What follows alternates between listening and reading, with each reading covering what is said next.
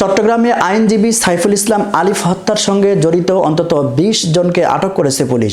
কোতোয়ালি থানার ওসি ফজলুল কাদের এই তথ্য নিশ্চিত করেছেন।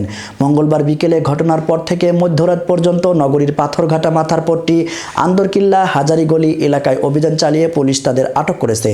চট্টগ্রাম সম্মিলিত সনাতনী জোটের মুখপাত্র ও বহিষ্কৃত ইসকন নেতা চিন্ময় কৃষ্ণ দাসের জামিন নামঞ্জুর হওয়াকে কেন্দ্র করে তার সমর্থকরা বিক্ষিপ্তভাবে নির্মমভাবে হামলা চালিয়ে আইনজীবী সাইফুল ইসলাম নামের এক আইনজীবীর উপরে নির্মমভাবে হত্যাকাণ্ড চালায় এবং ধারালো অস্ত্র দিয়ে তাকে জবাই করে।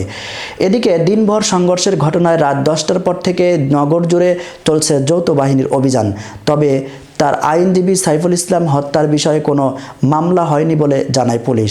চট্টগ্রাম জেলা আইনজীবী সমিতির সাধারণ সম্পাদক মোহাম্মদ নাজিমউদ্দিন জানান, বুধবার সকাল 8:30টায় নিহত আইনজীবী সাইফুলের ময়নাতদন্ত সম্পন্ন হওয়ার পর সকাল 10টায় আদালত প্রাঙ্গণে তার প্রথম জানাজার নামাজ অনুষ্ঠিত হবে।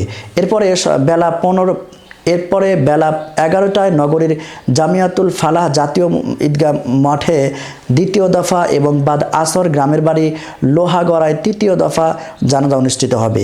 এদিকে আজ বুধবার ইসকন নেতা চিন্ময় কৃষ্ণ দাস চট্টগ্রাম আদালতে জামিন শুনানির কথা থাকলেও তরুণ আইনজীবী সাইফুল হত্যাকারীর বিচারের দাবিতে আদালত বর্জনের ডাক দিয়েছে জেলা আইনজীবী সমিতি।